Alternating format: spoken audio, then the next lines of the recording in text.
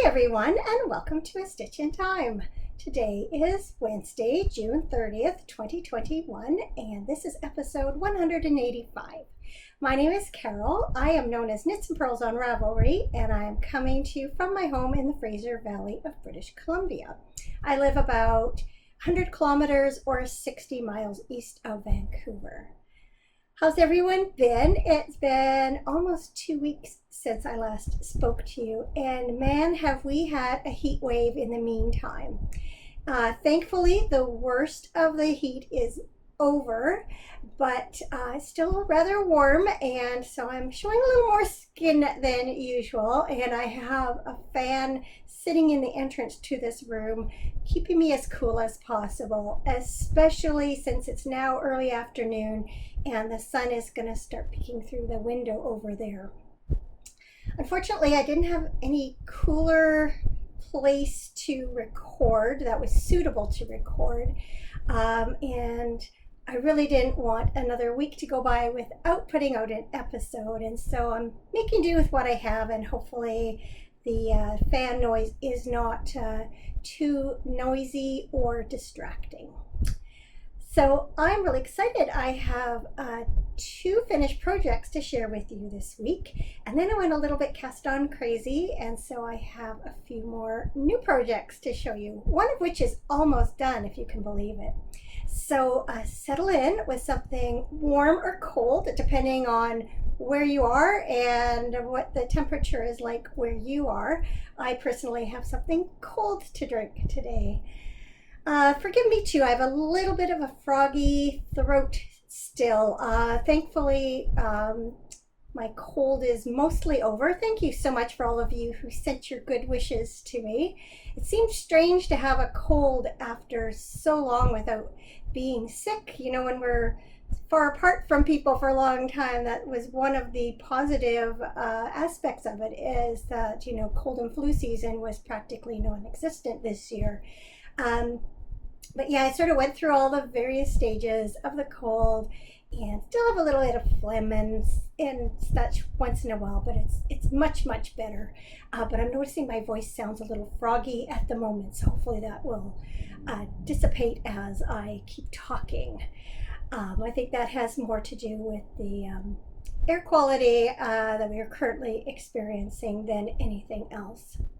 So let's start with finished project, or 2 finished projects.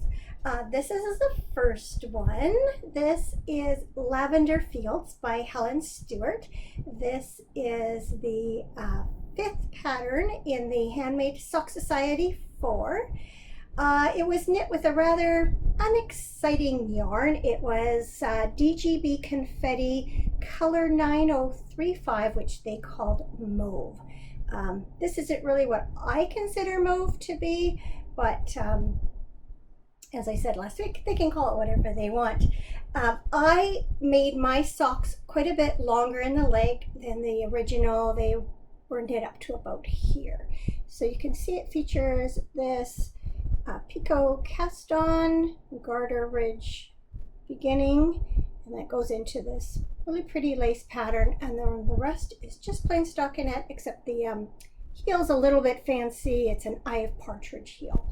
So pretty basic sock. I chose the medium or 64 stitch version because that's what fits my feet best, and so there you go. I used a 2mm needle for those of you who want to know. So I mentioned all along that this yarn was practically the same color as the lavender that I have in my garden. So even though I wasn't crazy about the yarn, because it's a little bit of just a plain workhorse yarn, so a little bit, you know, just a little bit scratchy, not like a nice soft merino hand-dyed, I was pleased that it really did represent the lavender that I'm most familiar with, since it's growing in my garden. Last week I forgot to bring some in, and realizing this is probably not going to look completely like it, because the lavender has now opened up, and so you can see those lighter purple flowers, but when it was all closed up, it was very similar to this bluey purple color. And it just smells fantastic, especially when you kind of rub your fingers over the flowers a bit, and then that just releases that smell. Just beautiful, and the bees are loving it. They're all over it, which is awesome to see because bees are important. So there's finished project number one. My second finished project, another pair of socks, and this time it is my Blue Jay socks. The yarn is from Fiber Nymph Dye Works. It is the Bedazzled base. It is the second installment of the Backyard Birdwatchers Club. So it came with this striped skein and then a little mini to complement it.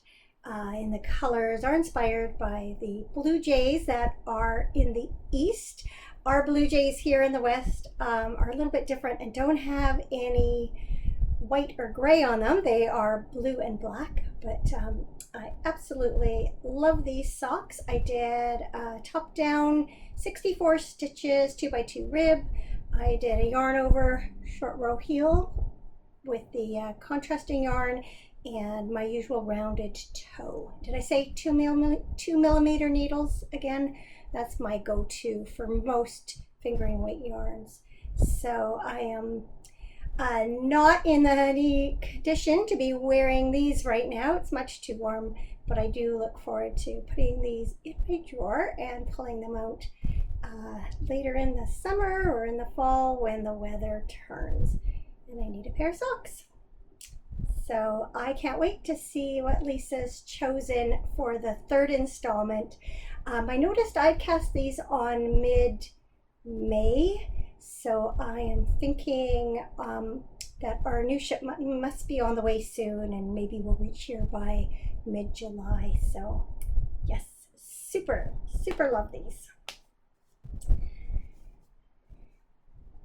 All right, you ready for some new projects? So my first is another pair of socks. Actually, no, I have more than just socks. That's new. So I had recently received this yarn from Ancient Arts.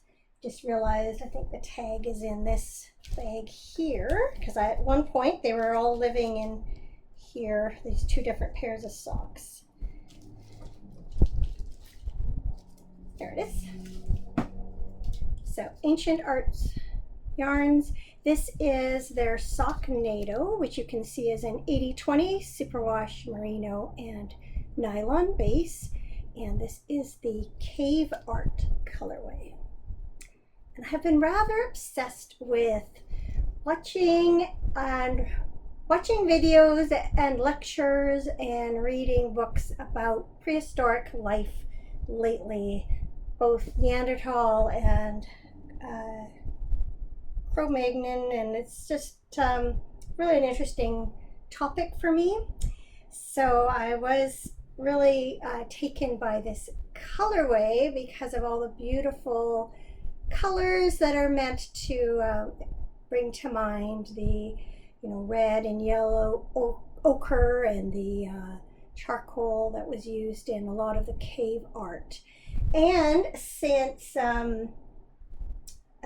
cave art, a great deal of it is animals, I thought this would qualify for the Fiber Nymph Dye Works Nature Make-Along. Our theme it ends today. Our theme this time is fauna. So my Blue Jay socks also qualify. So I'll just grab that sock blocker from the Lavender Fields socks and I'll stick this on the sock blocker and show you. So as you can see, this sock is finished. Now this yarn is a little bit heavier than a lot of the fingering weight yarns that I use. So I decided to drop the number of stitches to 60 and then I cast it on with a 2.25 millimeter needle. So for a change, I did 1x1 twisted rib, and then I incorporated again a yarn over short row heel in the middle, and I was pretty happy with the way the yarn worked up. Definitely has these kind of almost spirals of this and this section, but I didn't mind that. I tried not to be too picky, although I have to say when I cast on the second sock, I did fiddle a little bit to see if I could get it to do the same thing, and it's more or less doing that. And now that I'm past the heel, it's sort of doing it, so it's good enough. I'm not gonna fuss over it too much. So there's sock number 1, and then I do have sock number 2, as I mentioned, past the heel. So there it is from the front. So yeah, you can see it's got this kind of spiraling going on again. There's the heel, so I'm probably 2 inches, almost 2 inches past the heel. I do not know if I can get these finished today. I'm gonna try. I'll knit on them while I edit the podcast, and I'm sure we will sit and have a chat after dinner tonight, maybe watch some TV or something. So you never know. It'd be kind of fun to sneak in one more project before the month's done. The only thing is, I'm not sure if it has to be by midnight Eastern time, because that only gives me to 9 o'clock here. It doesn't matter. I'm not really in this for the prizes anyway. It's more just fun to be participating, and I unfortunately haven't been as involved in the chatter thread as I'd sort of planned and hoped, but it's just been kind of a funny couple of months with Cameron away so much, and I don't know, I just haven't done that. But I'm hoping, I know there's a break now, I think for July and August. Then is it September, October, November, December? Maybe it's just July that we're off. I think it starts again in August. So I'm gonna try and be a little more involved there, because I personally really appreciate when people participate in my make-alongs, and it's a nice bunch of people, and I'm quite enjoying doing that and getting to know them. And it's taking place in the Fibernymph Dye Works Ravelry group if you're interested. It's the nature make-along. Try to remember what the next theme is. I think it's water, the ocean or water. So I have to do a little bit of thinking about what I might knit up for that. And because Canada Day is tomorrow, I'm storing this in one of the maple leaf bags that I have made for myself. Okay, gonna take a sip here.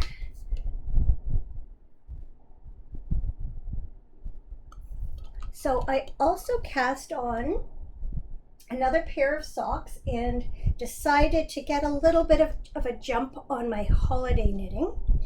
And I'm not sure when I bought this yarn, but I remember being really excited to get several skeins of this Regia Arne and Carlos design line, their Mountains and Fjords collection. This particular one, oh yes, I wrote it down. It's 7028 is the colorway, and I don't know how to pronounce it. I'm gonna give it a cheap attempt here. Story of Tinden, probably not right, but I couldn't find it on like a pronunciation online or anything. I'll maybe write it down here so you can see. But it is in these reds and pale blue and kind of a taupey color. So you can see how the yarn knits up there. Let's see. Kind of in some swirls almost, kind of evocative of the water and the mountains and things. So I don't have very much done. I've got basically the cuff done on one sock, whoops. And I have the cuff and a little bit more done on the second sock. So it's kind of fun how it's working up. These are going to be for my brother-in-law, Ed. His birthday's in November, so I shouldn't have any trouble doing them up by then. These are 72 stitch sock on a 2mm needle, and I think I'm going to do a traditional heel flap and gusset. I was looking online on Ravelry, and they seem to knit up okay with that type of heel. Sometimes when I have a self-striping yarn or self-patterning yarn, I avoid a traditional heel flap and gusset unless I do it in a complementary color. But this seems to knit up okay. So I may have to do a little bit of yarn management when I get to that point, but we'll see. We'll just let it unfold and see what I think when I get there. So yeah, it's kind of excited.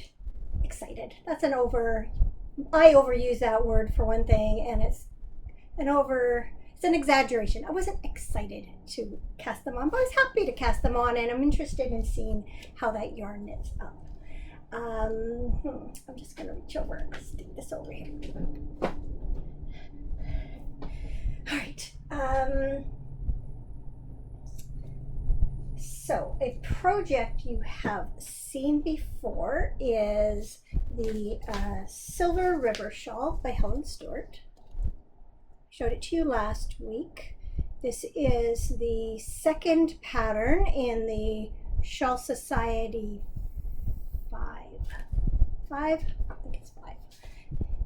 I am knitting it out of 2 different colorways of Black Cat custom yarn. That is a local to me yarn dyer. This is their Blingtron 400 colorway or base. I think I did the same thing last week, and it's in the Starry Night and the Frogger colorways. So, love me some sparkle, as you know. Here's what the yarns look like in the skein. So I thought they went together really well. Look how pretty. And they're knitting up really nicely together too. So I have finished 2 repeats of the short row striping sections. So it alternates this star pattern, sections of star pattern, or star stitch I guess I should say, with short row sections of garter stitch. So as with most shawls, it's kind of hard to show you well, but you certainly can see how nicely the yarns are knitting up together. So this edge you can see just the narrow striping, and then on this side it's quite a bit wider. And it's sort of a crescent shape, but it's not symmetrical, so I'll be interested to see how it all looks when it's blocked out.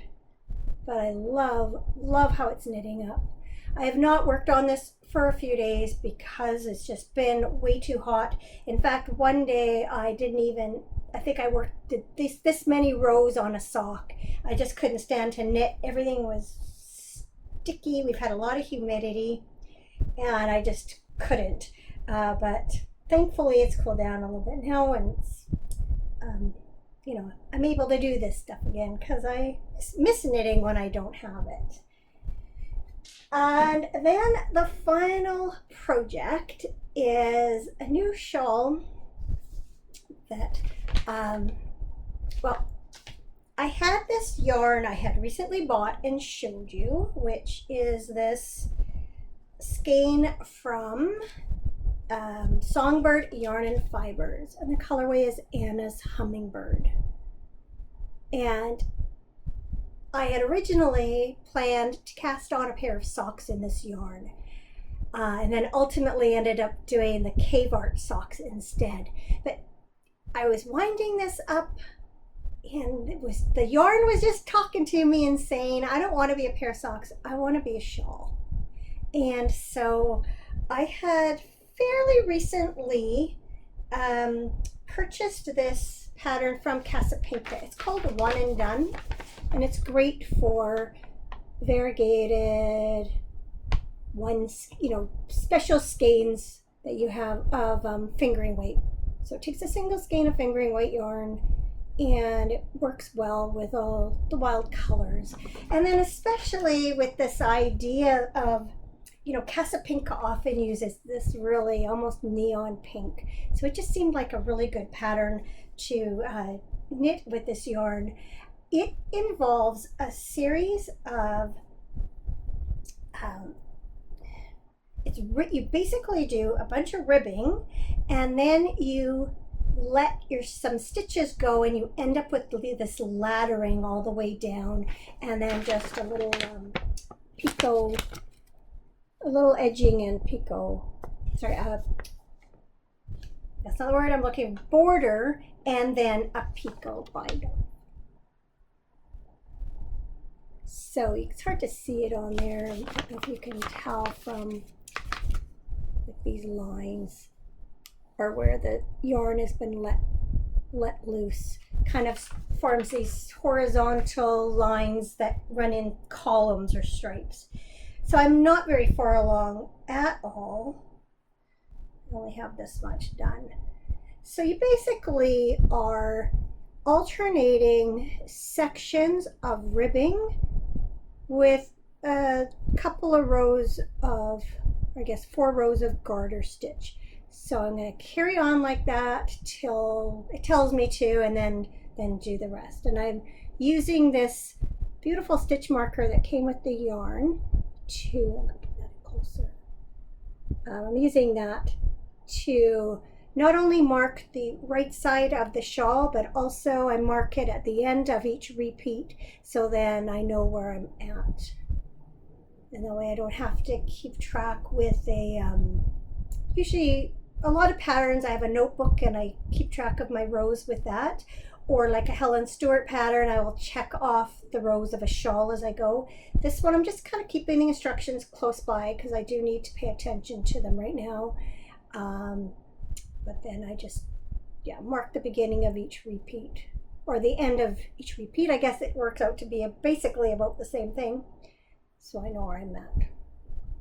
So yeah, it's gonna be kind of fun, and it's got that beautiful green that I love in it. So I will have at least a couple of things I can wear it with. Sometimes I just knit for the fun of it, and then I end up with things that don't actually match anything I own. But that's okay. I can give it away or just use it inside where nobody sees me and I don't have to match. So I got a lovely box of yarn this week. Ever since I saw the Arna and Carlos episode where they previewed their new Lofoten design line collection for Regia, I have been stalking the internet trying to find a Canadian source for these yarns. And last week I discovered that a shop in Ontario, in Barrie, Ontario, called True North Yarn Company had them all in stock. And then if I had bought a certain amount, it was free shipping. And I was planning to buy most of them anyway, so I placed my order and they arrived, I think it was yesterday or a day before yesterday. Today's Wednesday. They came yesterday.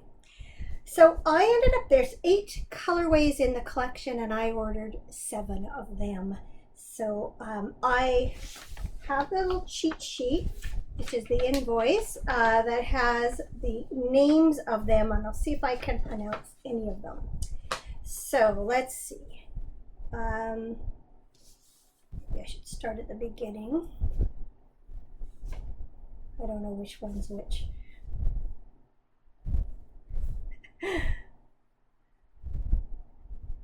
Okay, this is the first one. So this is color 3879 called Moskenes. Don't know. This one I wasn't sure if I was going to get, but in the end I decided to, and I thought that would be a good colorway for a guy. So I did get it, and I'm glad I did. So 3880 is Rost. I love this one. with the beautiful red and bright blue and yellow. And I think this was inspired by the houses in one of the locations that they visited on their road trip to Lofoten last summer. So that I absolutely knew I had to get that one. One of my favorites. Okay, 3881 is Nusfjord. So beautiful blues. That would also be an okay one for a guy too. I know I sound very that's not the right word, very gender specific with my colors, but the fact is that the people I knit for, the vast majority of them, well, I should say the vast majority of the men, I have to stick to masculine colors. It's not so much that I don't think a guy could wear pink or purple, it's that they choose not to. So that's where that's coming from. Okay, then 3882. This is my favorite one. This is called Stamsund. I'm gonna have to ask my brother-in-law how to pronounce all these. He's from Norway. Came to Canada as a teenager. That one I just love. It actually reminds me, this color reminds me of fireweed, which you see a lot in like Alaska. We have it here too though. Yeah, love that. Love, love. Okay, then we have 3883, which is this one, must be this one. Yeah, this is called I don't know, Slover. That's totally butchering it. Again, this one I can see being quite a feminine colorway with the pink in it. It's so soft. I think it's really beautiful. 3884 is Leknes. Don't know. Beautiful greens. A little bit of purple in there and yellow.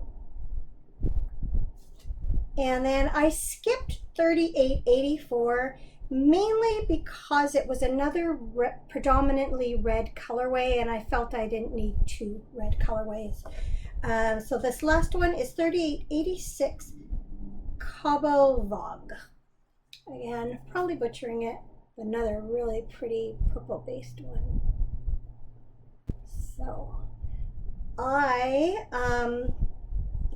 I'm going to make myself finish my brother-in-law's Mountains and Fjords socks before I cast on one of these. But one of these skeins is going to be cast on in the relatively near future. And I think it's probably going to be one of these. And they will be for me. So, not sure which one yet. Okay, I'm going to turn the page here of my notebook. Lots to tell you about. So, last time I recorded, oops, I just broke the camera. Last time I recorded, it was just before Father's Day. So Cameron came home the Saturday night in time for Father's Day. And at one point we had all our family over. The boys for a long time have had a tradition of bringing over pizza, well, bringing over beer, ordering pizza in, and having movies and watching movies with Cameron. And they're usually, you know, not great movies, at least movies I don't want to see. And sometimes their tastes differ from Cameron's a little bit too. So I can't remember last year. I know we got together, but I can't remember if they watched a movie while we were outside and socially distanced, or if they skipped the movie last year. But this year, we decided it would be safe to spend time inside together. So originally we started out outside, and Stephanie came also, and so we ordered pizza for about 6 o'clock, and we're sitting having a drink, and then Jessica's family came over for maybe about an hour, and they were heading home to their own place for pizza, but our son-in-law was barbecuing pizza for their supper. So they came for about an hour, so we were all together celebrating Father's Day, and of course my son-in-law is a father too. And then Stephanie and I stayed outside, and I was knitting, and she was cross-stitching, and then the guys went in and watched a movie. So it was a lovely Father's Day. I was really glad Cameron was able to be home for it. So I keep glancing over here because I'm looking at my notes are blowing in the wind. The page keeps flapping up and down because the fan is aimed at it. I want to be able to see what else I wrote down. So as I mentioned last time, I was really excited about the fact that our reopening plan in BC had headed to another stage, and we were allowed to travel within the province again. So this past weekend we went up to the cabin to get the water hooked up and get things open for the season. So Cameron ended up working out of town Thursday and Friday. So he stayed over there Thursday night, and then he drove over to the cabin on Friday evening. So my youngest son, Colin, and I drove up together late Friday afternoon. And then Colin brought my car home early Sunday, and then we stayed a little bit longer, drove home together in Cameron's car. We took my car up because it has air conditioning, and my son's car does not, and it was hot. So it was great to be up at the cabin again. One of my cousins and his friend also came up just for the day on Saturday to take some readings at the spring. We are later, well actually it's going to be in September, putting in a new catchment for the spring water in the spring. We're just replacing what we already have. Right now we have this old wooden box in the spring that the water collects in and flows out of, and it is just not sufficient anymore, and so we're getting a different system in there. So he's helping us out with it. He needed to get a altitude reading so he would know where to place the box. So they were there, and then I had a brother-in-law that came up just for the day to help with the opening up and to do a couple little sort of handyman jobs in one of the cabins. And then Matt and Stephanie came up also. Saturday was supposed to have been their wedding day, and we had planned a big wedding to take place at the cabins, and then a reception to take place at the hall in town. And we're all agreeing that it's probably just as well that it did not end up working out for that weekend, because it was very hot and very buggy. And even though it was cold and rainy on their wedding day in April at our backyard, and it was very small, in a way it all worked out for the best. So as I mentioned, it was very hot and very buggy. So I have plenty of mosquito and even a couple of fly bites on my, various parts of my body. A lot of them are on my legs. And some heat rash to go with it. So I'm just a mess right now. All those things are easing up a little bit there. The worst of the itching and discomfort's over from that. So yes, this heat wave, on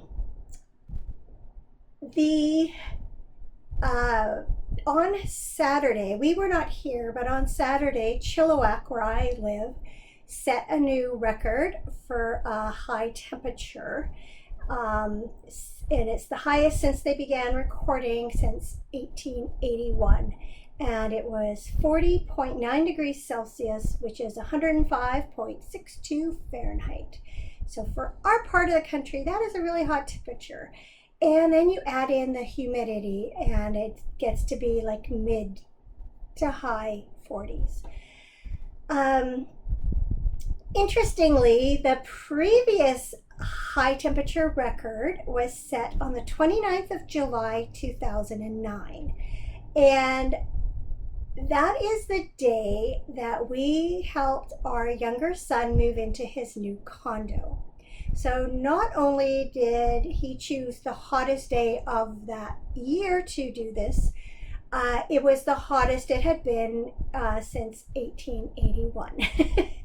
And we well remember just how very uncomfortable it was that day.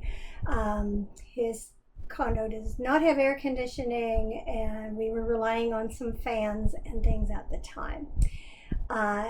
Interestingly, that day was exactly 20, no, that's not right. Exactly 20 years after we had moved into our house that we live in now. That's right. So exactly 20 years later, he was moving into his own place.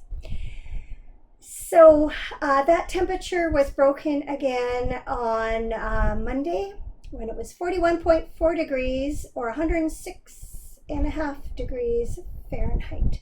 And then again, like I say, add in the humidity, and it was like high 40s, which is just unbearable. We do not have air conditioning, and so when we got home on Sunday, initially our new thermostat said 36 degrees, and then the next time I checked it, it just said hot. I'll show you a picture here. I have never seen a thermostat that didn't give you an exact temperature before. It went down a little bit overnight, and then it promptly next afternoon went up to hot again.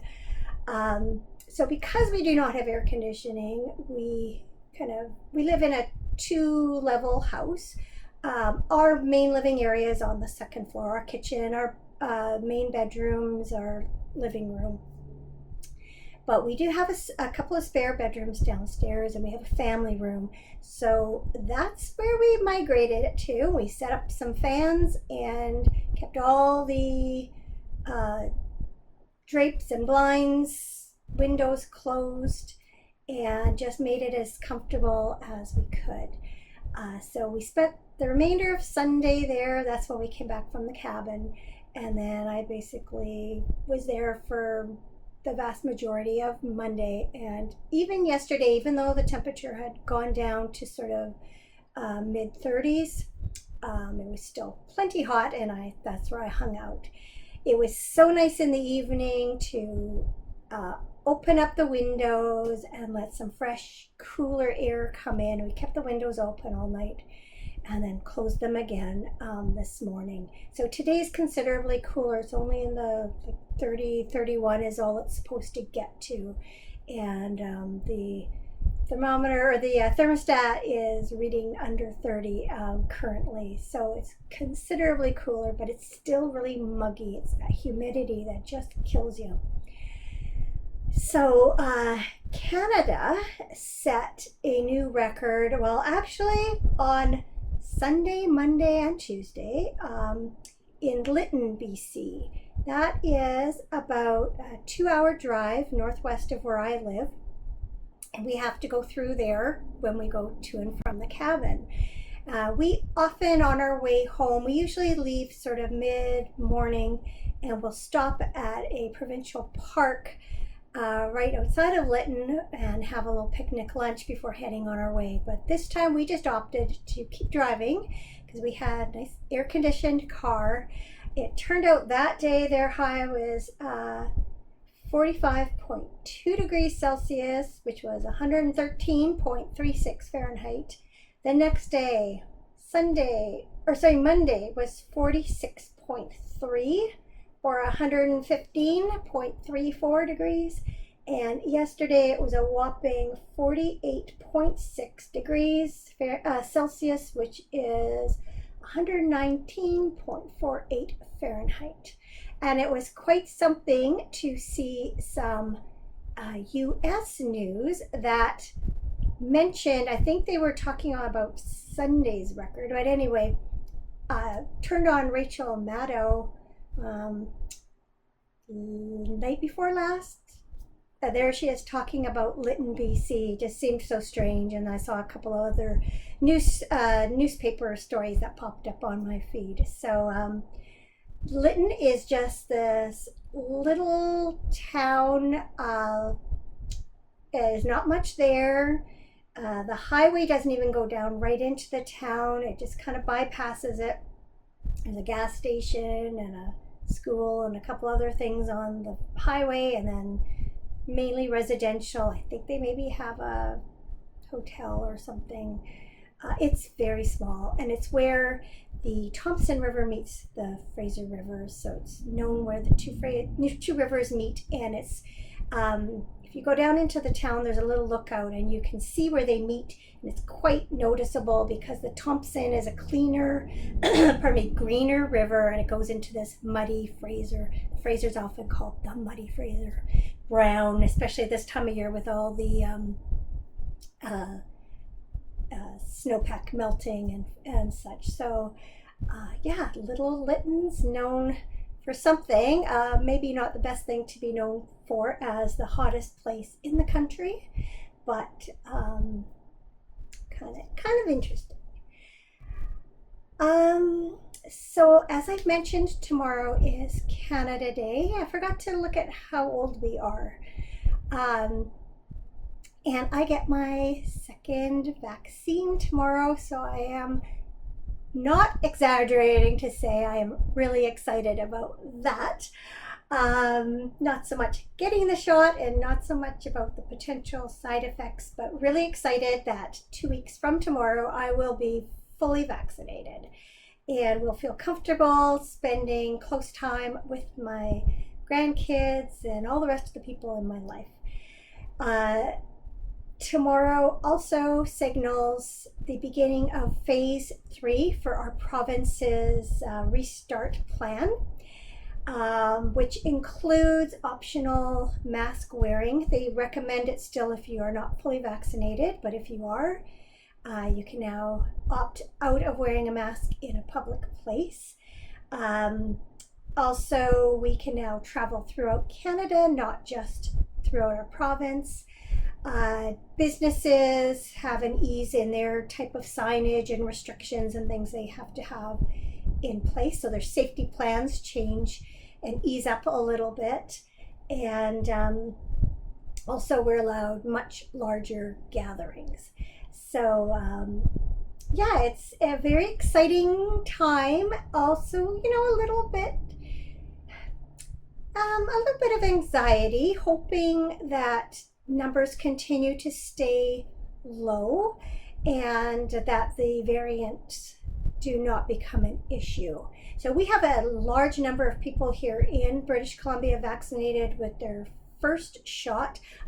It's somewhere in the high 70s of all adults, and I think it's just over 75% for people over 12 years old with their first shot. And we are rapidly increasing the number of people with their second shots.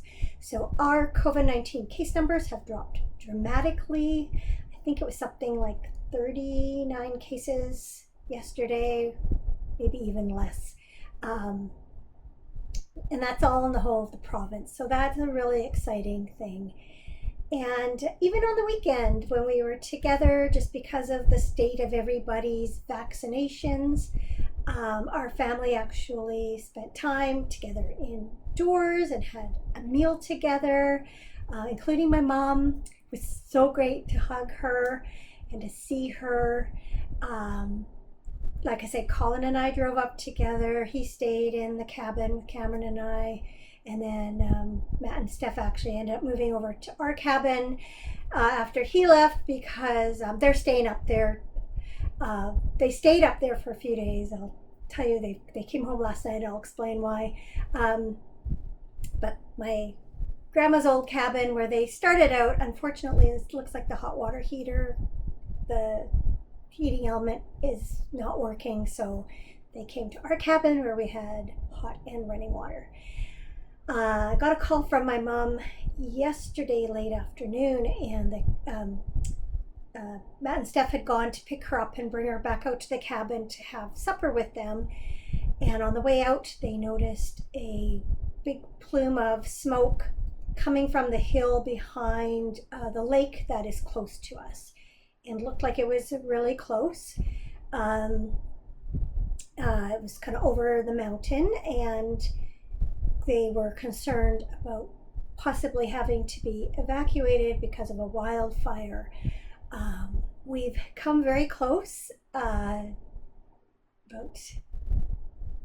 2009, I think it was, we had a wildfire come within 200 yards of our property line. And actually, that's not true. It came up to our property line, but about 200 yards away from where our cabins are located. They did a burn off there, prevented our cabins from burning away. And then a couple of years ago, there was also one that was potentially threatening, and our vacation property was in the evacuation zone. So it's kind of scary to think that there was another one that was potentially so close. So thanks to the internet here, not out at the cabin because there is none out there, we are able to ascertain that the fire, in fact, is not that far away, but it is across the Fraser River, and so our property will not be in danger. I can't see it crossing that wide an expanse, but still, unfortunately, there are homes in the way. There's quite a large evacuation zone that's been put into place, and unfortunately also it appears that it was probably human caused, and always breaks your heart a little bit when you see that, even if it was inadvertent.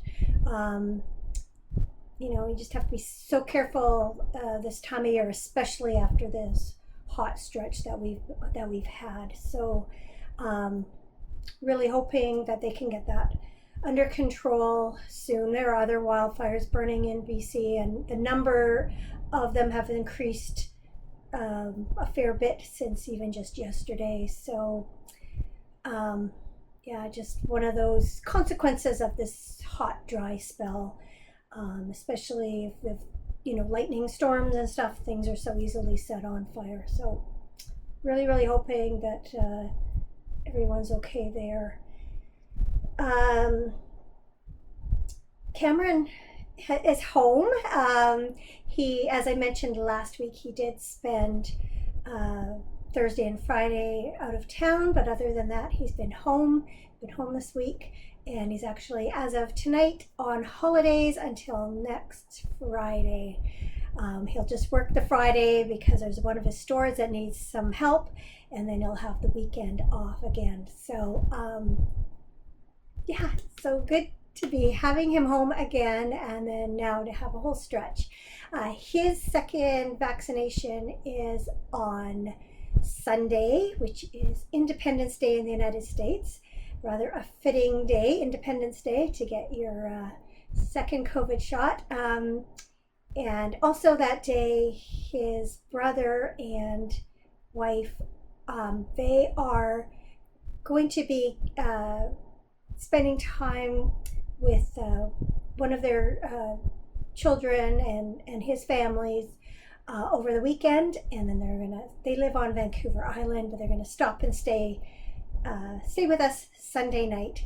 So it's been a year and a half since we've seen them, so we're looking forward to their visit, and we've invited all our family over for like a happy hour and happy night, or happy afternoon or evening, or however long we go, so that they can see everyone too, because it's been quite a while since some of them have seen their uncle and aunt. So something to look forward to. I am really hoping that Cameron doesn't end up spending most of his holidays next week feeling unwell from the vaccine. He came through the last one like no problems, but so did my brother-in-law, one of my brothers-in-law, and he ended up feeling quite unwell for a couple of days after his. So cross fingers for both of us that we can kind of hopefully sail through the second shot. But I don't even care. We'll be home. We won't be going anywhere, but it'll be nice to be spending some time at home and together, and just knowing that a couple weeks from now we are good to go. My something good for this week, as though those things aren't good enough, is Elton John is coming to Vancouver in October of 2022. And my 3 local sisters and their spouses and Cameron and I are all going to go see him. We've got tickets all in a row. And yeah, it's so strange to think it's that far from now, and who knows what'll happen between now and then, but I think that's going to be really cool. It's his farewell tour. I am not sure if he's one of those artists who have had other farewell tours and then go back to touring, but this is apparently the farewell tour.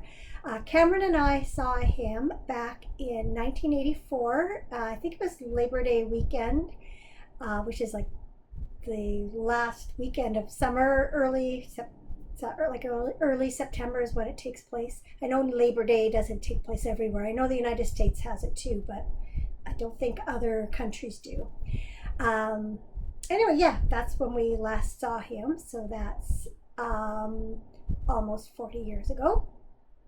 So yeah, that's something fun to look forward to, even though it is way far in the future. But I guess for me, it just signals that just yet another return to normal, when things like going to concerts was just an everyday kind of thing. It's very exciting to just see things opening up all over the place, and I hope it's not premature, and I'm really hoping that COVID-19 variants don't come back to bite us in the well, you know, where the sun doesn't shine. Family show. All right, I think that is it for this episode. I am not entirely sure when I'm going to record again. Maybe next Friday when Cameron goes back to work for the day. So I wish you all a very good week ahead. Take care until then, and I hope to see you again very soon.